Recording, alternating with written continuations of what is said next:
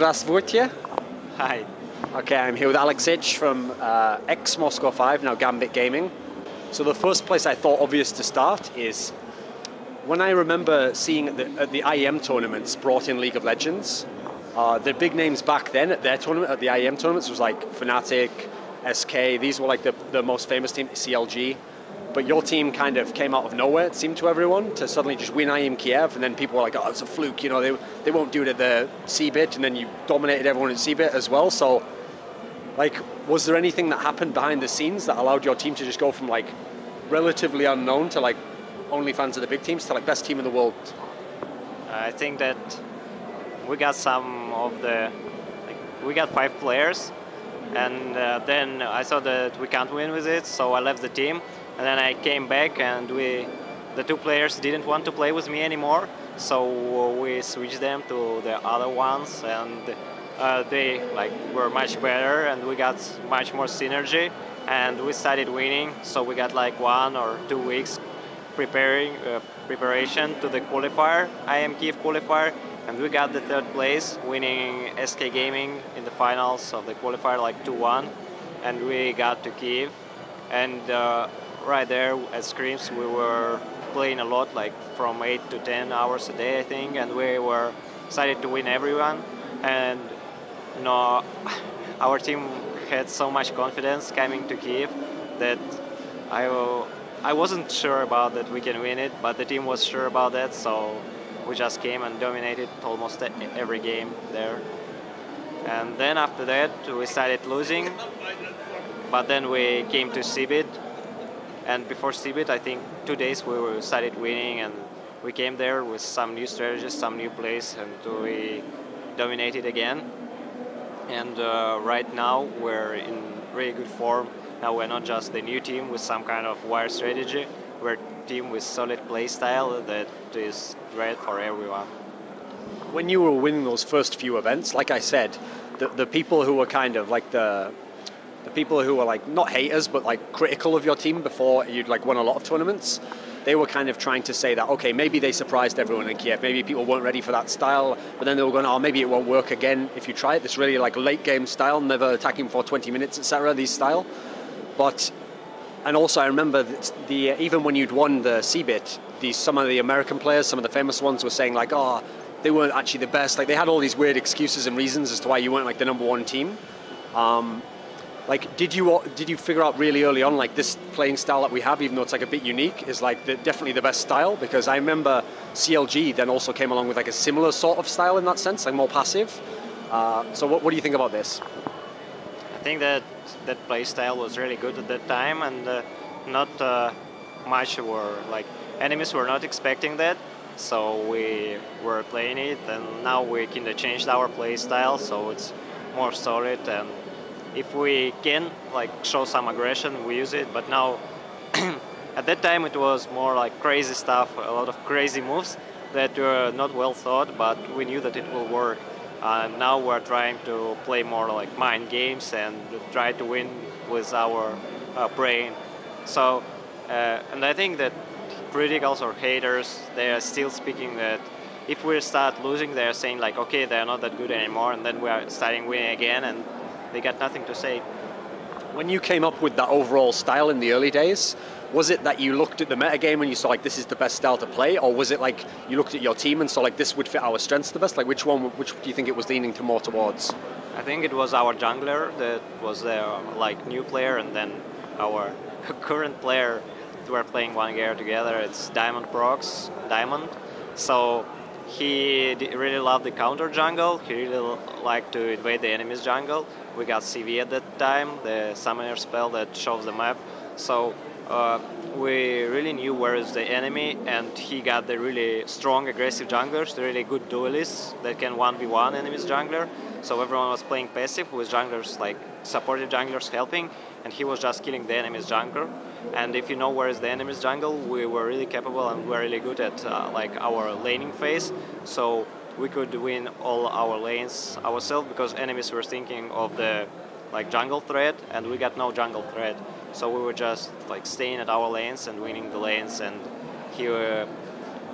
so we just got the synergy, like helping him and his when he did some interview, he said that counter jungling, it's not like you alone doing it, it's your team helping you.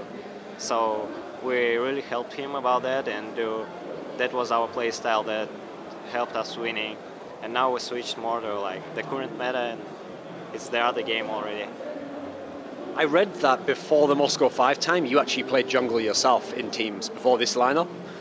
Is this true? Yeah.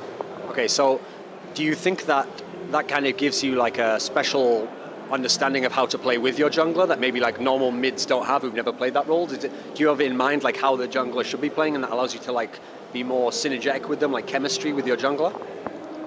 At that time I was playing I was playing jungle, but I could play every lane, so I could play top, mid, bottom, it doesn't matter much. So I knew like everything was working because I got a lot of time, I got a lot of I was passionate by the game, so I was playing like 14 to 16 hours a day, so I could really, now I'm playing only mid mostly, sometimes jungle to know what's happening there, because I think that you need to know what's happening in your jungle. Like if you need to, so for example, know the timings or like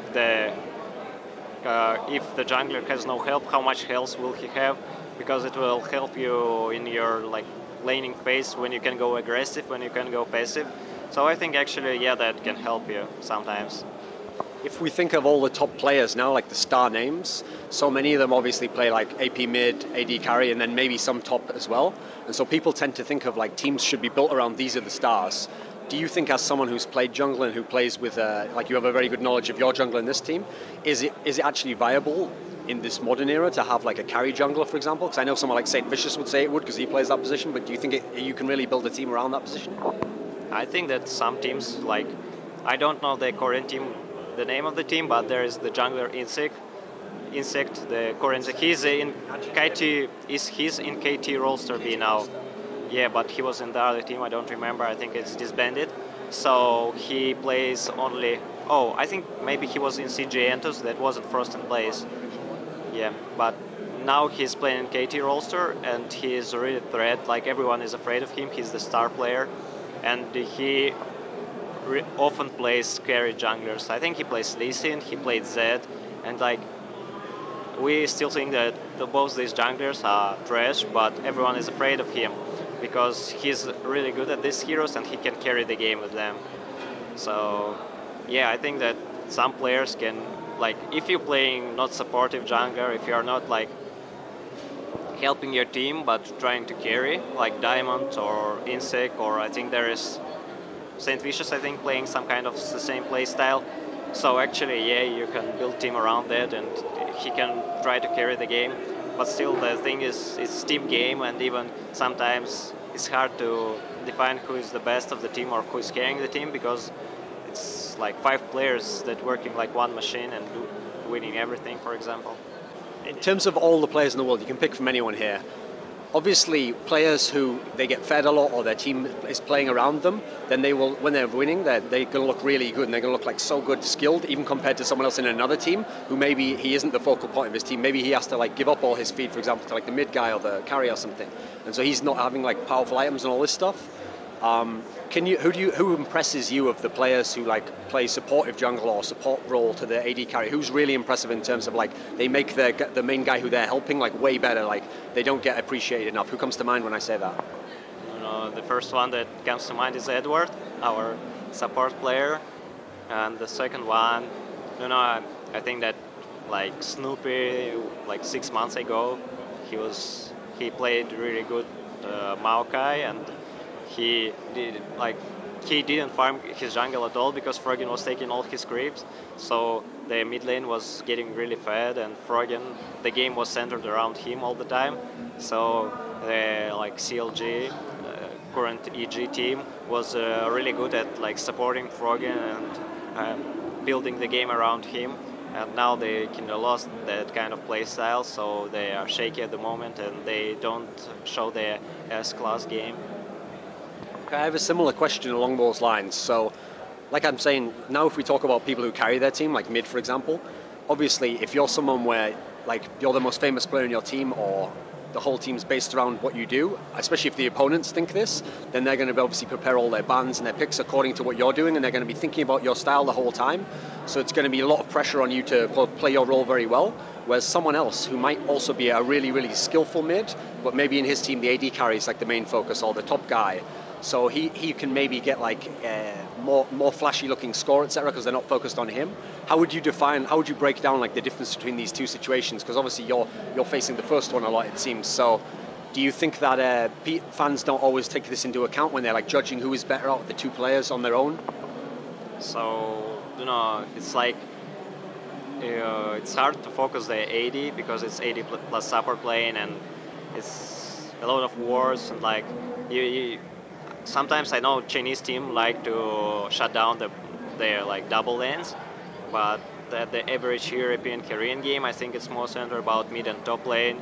So sometimes you try to shut down the strongest point, but sometimes you can try to gank the weakest point. Like for example, in EG, everyone knows that you can shut down Wicked really hard, and so a lot of teams trying to abuse it. And even if like his team tries to help him a lot, it can cause a lot of trouble, because if you know how to do it properly, if you are prepared, and sometimes it really goes like that. But still, you know, in League of Legends, you can do some bans into the player, but still, a lot of players got more than 3 heroes, and there's still 3 bans in the game. So most of the time you try to like ban OP heroes that are really good in this patch, or the hero that is played most. For example, like we know that Koreans like a lot of Caitlyn, so we try to ban it out. Or Froggen plays Anivia and everyone knows it, and if you don't want to play it, or you're like, for example, our team is not that good to play against that hero, so we ban it. It's more like, if you don't like the hero, you ban it, why not? Because much more it matters like your comp, how your comp is against the enemy's comp, and like the synergy of your heroes overall. And it doesn't matter what you ban or pick, because it can be like second-tier heroes, but they can be really good together. So you will just win with it. In terms of the size of your champion pool when you're at a position, obviously there's kind of a gamble, because if you play only a couple of champions, you could get really amazing at these because you're spending all your time figuring out every single little detail. But obviously then if people pick correctly against you, it's harder to play that game. But on the other hand, if you try to get a lot of champions, say 10 champions or something crazy, then you're not going to have as much time, so some of them are going to be a bit weaker, or it's going to be more of a risk to play them. There's a famous Bruce Lee quote, Bruce Lee the martial artist, and he said, like, I'd never fear the man who has learned 10,000 kicks. I fear the man who learned one kick, but he practiced it 10,000 times, like one style of kick instead of 10,000 styles of kick. Okay, so he's trying to sort of imply that it's better to be amazing at a couple of things, you know. How do you balance that out at your position at mid? Like, not trying to be too predictable, but at the same time you want to like play to your strengths. How do you balance it out in your mind? So I'm trying to practice some kind of same kind of heroes. So like if I feel that these heroes are more like suit more for me, my team, and the current meta, so I'm trying to play them, and I choose like 1-2 heroes that I practice the most, and other heroes I can play them, but for example not that good, but still if for example I get banned out, or I feel that our team comp needs the other hero, I will just pick it and will show really good game with them, because it's like I got there are heroes that you practice at the moment, so you know how are them. But some heroes that you practiced before, you can still play them. Maybe it will be not like that good, but if you feel that they are good in the current situation, then it will be still as good as like you play the hero that you play really good, but it's not good as this situation. And this is like, for example, it's like counting one. For example, you counted like 5, and for example 3 of 5, and then you count that like, okay, you play the hero like 3 degrees, but in this situation it is 5, so it will be the same. One of the unique things about your team, one of the only few other top non-Korean etc. teams that I can think of that had the same lineup for almost the whole time. So you had it for over a year now. So CLG also had it like this, but your team is famous for this because so many other teams they're switching one player or even more, sometimes changing people's positions. What was interesting was you guys come from Russia, and actually in the sort of Eastern European scene in Counter-Strike, there was these two famous teams where in Counter-Strike people used to do the same thing. As soon as they had a bad tournament, they would change the fifth player, or they would look for a new rising talent and hope that he makes their team better. But instead there was these two famous teams. There was this team called the Golden Five, so they were Pentagram with Neo, Taz, these guys, and this team Navi, this Ukrainian team.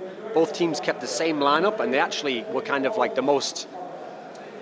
they were the only team who could go years and years with the same lineup, but still keep reaching the top again.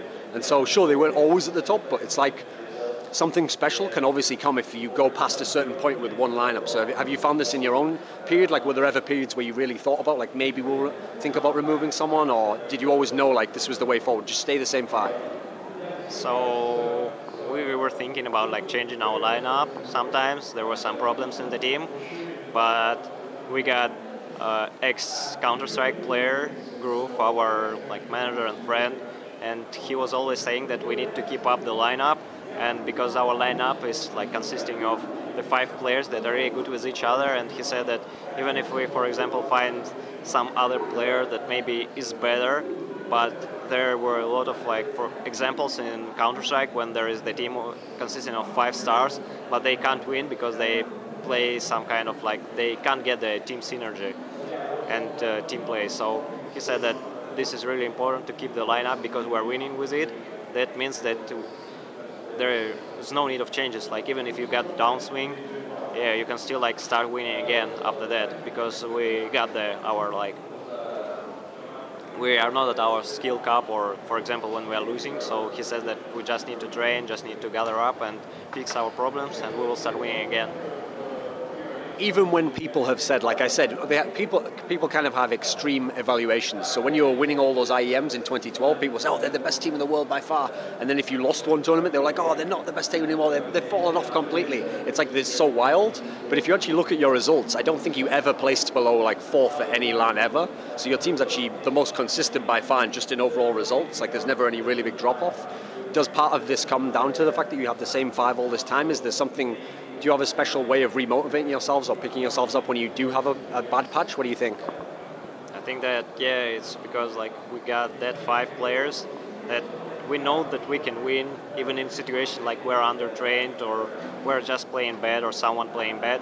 We're still the team, and like it's like we got some, maybe not even like team spirit, but Russian spirit that we know that we can gather up and win no matter what's happening.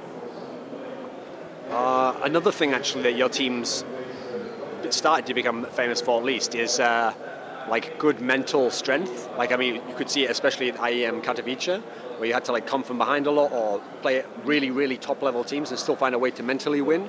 Is this like something you think your team has an edge on other teams? Like, who else is in the conversation with you? Yeah, I think that at the moment, yeah, I think that it comes just with experience. Like, when you play a lot, I think that in, for example, Kiev and Hanover, we were just winning everything.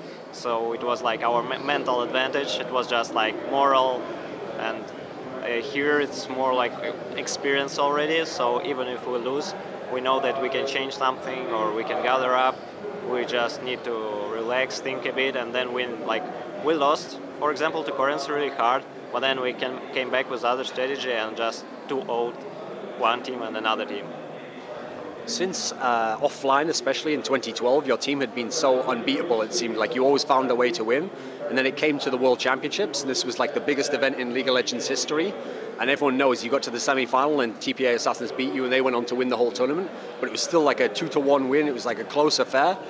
Because it was like the biggest moment and there was so much money and everything on the line, do you ever think back over that game and think like, well, what could have done differently? Or do you ever wonder, like, were they actually better than us at the time? What do you think?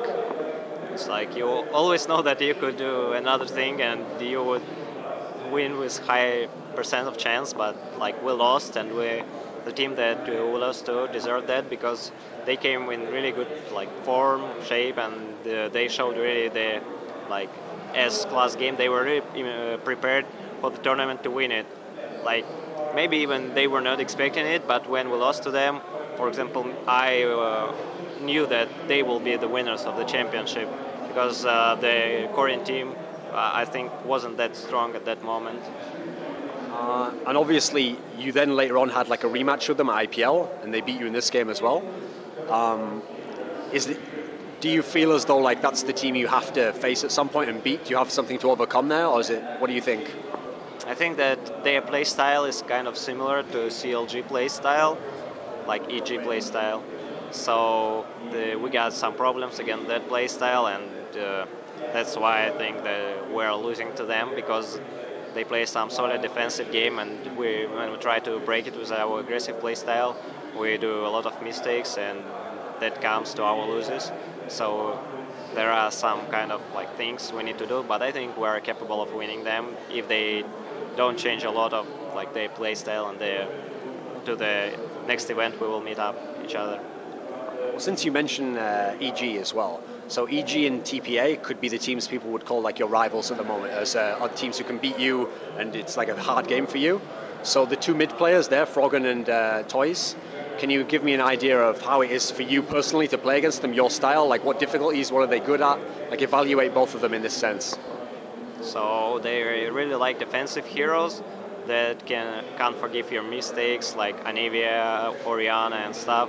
So it's like the game is oriented based to that heroes, so all your team is just basing around you. So if you try to pick up, like we do, team fight comps and fight against them, then you can lose with a high chance, because it's really hard to break the defense of that heroes. But if you go for some kind of split push or some kind of Fnatic's play style, like some kind of wired crazy heroes, I think that can break their defense, because I think their play style is really similar to each other. I read that you said one of the most memorable games of your career was the first game against CLG in Hanover last year, in the semi-finals, I think, of the Cbt. What made this game so memorable? What was so special about it? So that game we did really huge comeback, and after that, we felt that we can.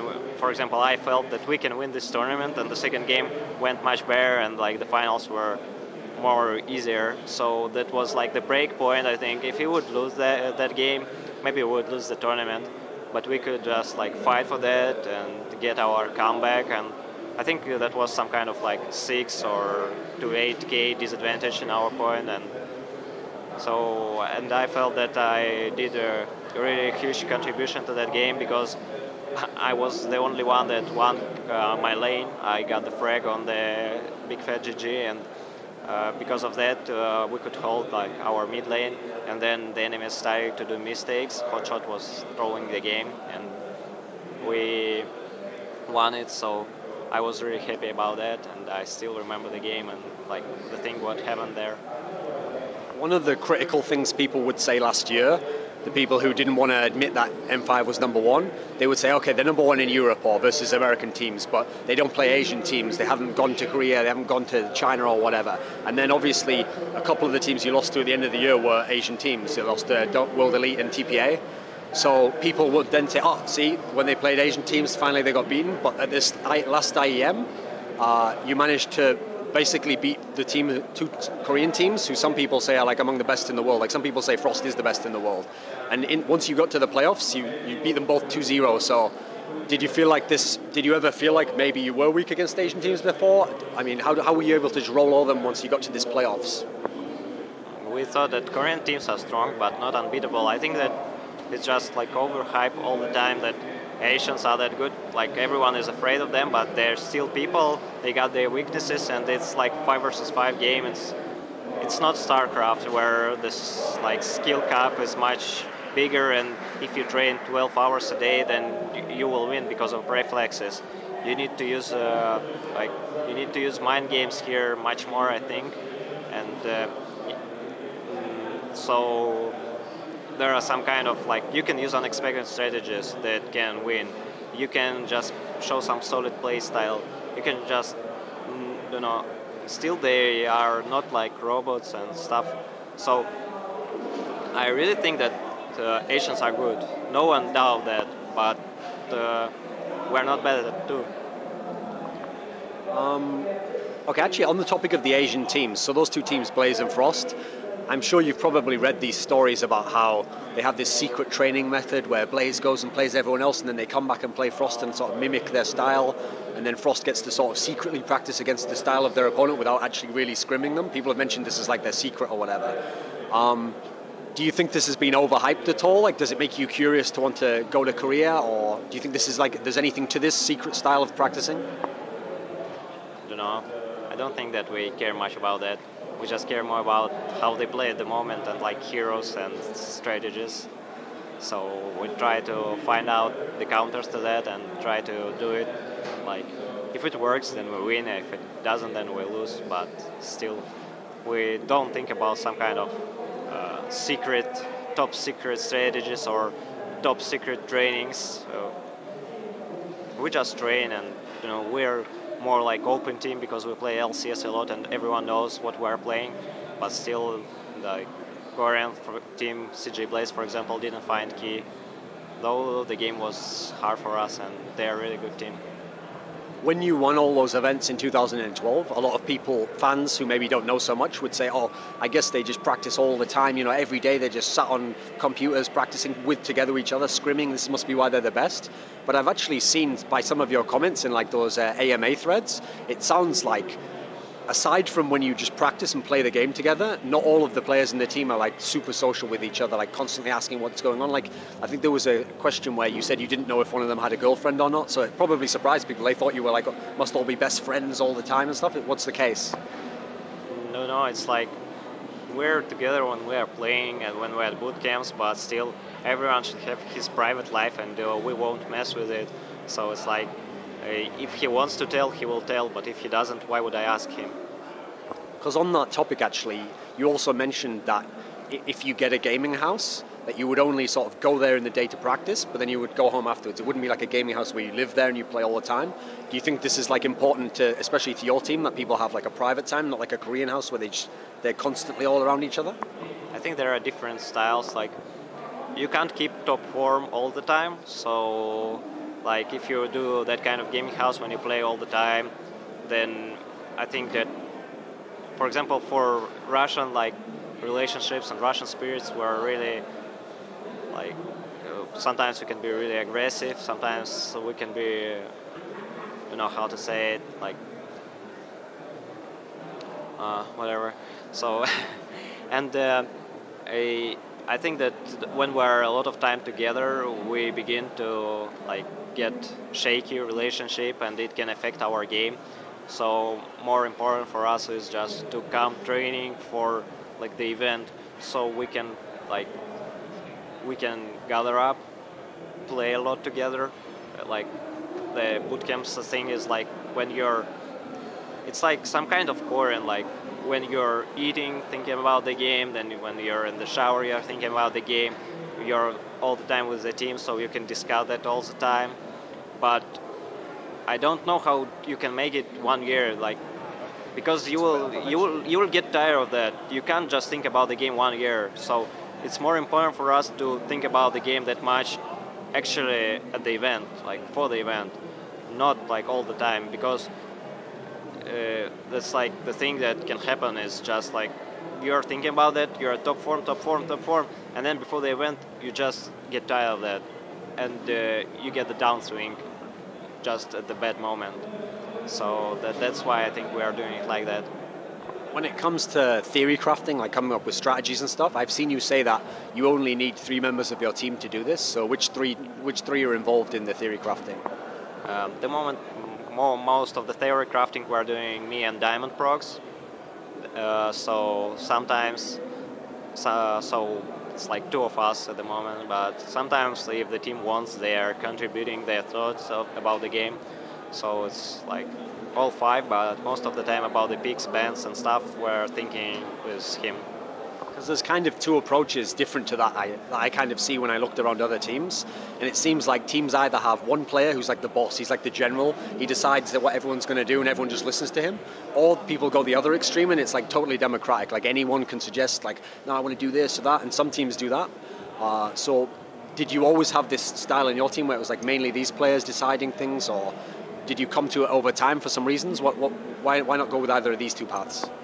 I think it was more democratic, but at the moment it's like you still need like the captain that will decide, because there shouldn't be split decision in the game, because split decisions can cost you much. That's why it's like that. It's some kind. I will listen to the player, but most of the time I will try to make the final decision. I found an interesting answer you gave in an AMA where you said that you learned a lot about positioning in game from Genja, and that he was like amazing at this one quality, and you'd been watching him. Can you give us some like, just give us your thoughts? Like, what kind of things did you learn about how to position yourself, or the way to do it? What made you say that? It's like there are two things that you need to know. You try to kill, like, the most threat is not like the damage dealers, but the tanks, because if you can't just get it, it's like he got it from I think some other games, but it's like if someone does you 10 hits with 200 damage, it's like much more threat than one hit with 2000 damage. So it's like you can't just get across someone with a lot of stuns or a lot of things, because if you even get across them, then you can get stunned and then you will be insta-dead. So you need to kill them first. And the second thing is like the positioning, you should be, for example, far away and try to avoid the things, because it's like for him, he says that he won't come to that hero in the range of flash. So it's like, for example, 2 flashes away from him. So I've also heard that you are really confident in Genja, like he's one of the players you're really solid, like he will do really well against anyone. So I want to know, if I give you 3 famous names who play AD carry, like how do they compare? Like what would the differences be for Genja to them? So the 3 I have is Captain Jack from Blaze, WeiXaio from World Elite, and Doublelift from CLG, very famous ADs. So how do they differ from Genja? Like what's he good at? What are they better at? What do you say? I think that Genja is more about like positioning and the hero choice. Like WeiXaio is really good at farming, like he finds farm everywhere and he just over farms the map so hard. Doublelift is really good at mechanics and playmaker heroes like Vayne and stuff. And Captain Jack, he just got like his solid playstyle, and he can be scary because in the late game he's really good. Like you were saying before, you think in general people maybe overrate Asians to some degree. Obviously, I mean, from this conversation, you think some of them are really good.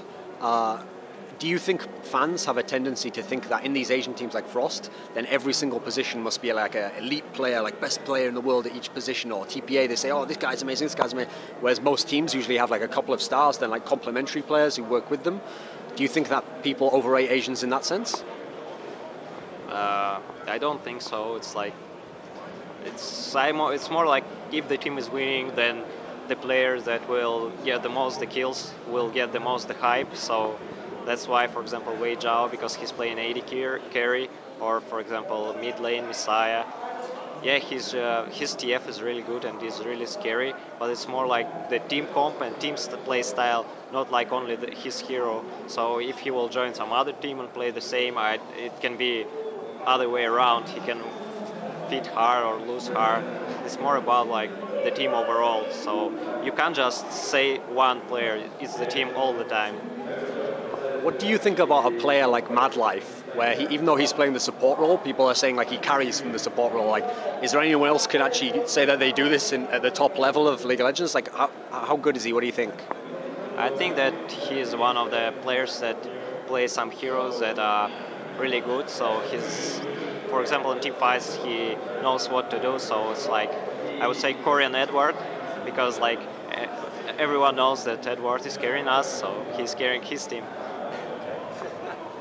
Since like your team, as far as I know, I think you went to China maybe just for a promotional thing, but as far as I know, you've never like gone to any tournaments that are actually in Asia. Is this correct? Yeah. Okay, so is this ever a part of your future to maybe go to Korea sometime, or is this ever something, or will you always stay in Europe? I think that maybe we will have like our bootcamp or gaming house in Taiwan or somewhere there to practice against Asian teams, because we think that higher level than European teams and NA teams.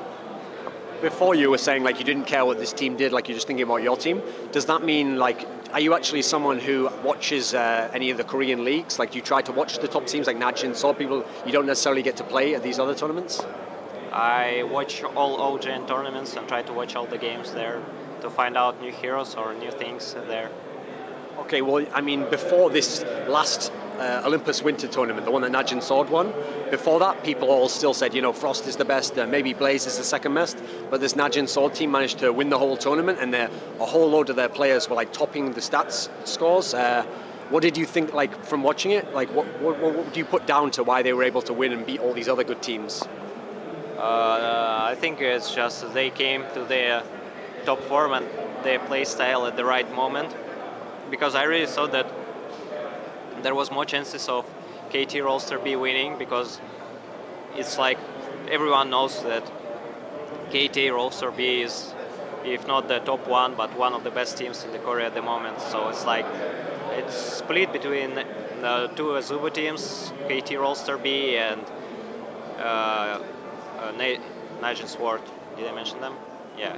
So, and still, like the last tournament, OGN Champion Club, the MVP team won, like the tournament. So, and Xenic Storm knocked out the CJ team, and so it still shows that even Korean scene is as close as the European scene.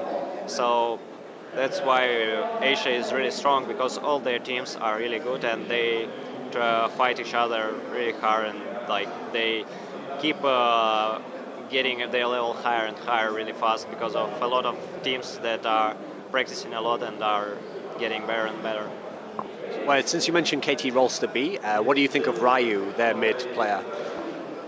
I watched him, and I think that he was one of the reasons of their lose to MVP, because Easy Hoon played much better. So in the last game, I think it was Kale against Kale, and Easy Hoon showed much better performance. So I'm more fond of like MVP Easy Hoon than KT Ryu at the game. I wanted to talk a little bit about LCS now, the European thing. All these other tournaments, you're a very, very good tournament team, but like I said, it's your consistency that's maybe the most impressive thing, like never placing below top 4. Do you think that a tournament like LCS, like the schedule kind of favors a team like you? Because another team, for example, I mean, an example might be someone like Fnatic. If they had one hot tournament, they could go way above what people thought they would place, but then another tournament, they might come down again. Whereas your team, it seems like you're very steady across. Do you think like having so many play days across so many weeks like favors a team like yours? I don't really think so. Maybe now it's like that, yeah, but still at the first time it was really hard for us, so we got really shaky start, and I wasn't sure myself if we will be capable of start winning. But right now I think, yeah, that like if the patch won't change everything really hard, then we got really good chances of like getting the first 2 places in the league. After this tournament here, we don't know yet if the LCS teams will even play in any other tournaments aside from LCS, except maybe like show matches or something. If the future of League of Legends for you is to always be in LCS and always be playing sort of a league instead of a bracket tournament, do you think this will change the way your team is or anything like that? Do you think you can still have equal success to the tournaments before? I think that yes, why not? Because we're still good, we're still winning, and like if someone of the team won't like leave or get tired of the game, so he will stop playing or will play shaky, and then we will keep winning, because I am sure of me and our team and of our play style and of our like players. So I think we're capable of keep maybe not first, but first 3 places in the Europe. Okay, as a last question, this is like a hypothetical question, it's not real, it's just a fun question, okay. So aliens come to Earth, and they say, we're going to destroy the Earth, you know, we've got all these like missiles and nukes, like we can easily destroy the Earth, but we love this game, League of Legends, and we have like some really sick alien players who are like awesome at this game. So what we'll do is, like that movie Space Jam with Michael Jordan, we'll play Earth in League of Legends for like the fate of the Earth. And so it'll be the Earth team against the aliens in League of Legends, okay? You're the captain of the Earth team, and so they want you to pick the other 4 players who will play with you. They can't all be from your team, and this team will like represent Earth as like the all-stars and beat the aliens and save us all. Who would you pick? So you can't get whole your team? In fact, no one from your team, just you. Just so that you can't pick all the other team. So who else? Which 4 players, anyone from the world would go with you? No, I would better like pick all 4 players from one team. It's like I would better pick all 5 players from one team and even swap myself, because it's like you need it's team game and you can't just mix up the players and they will play.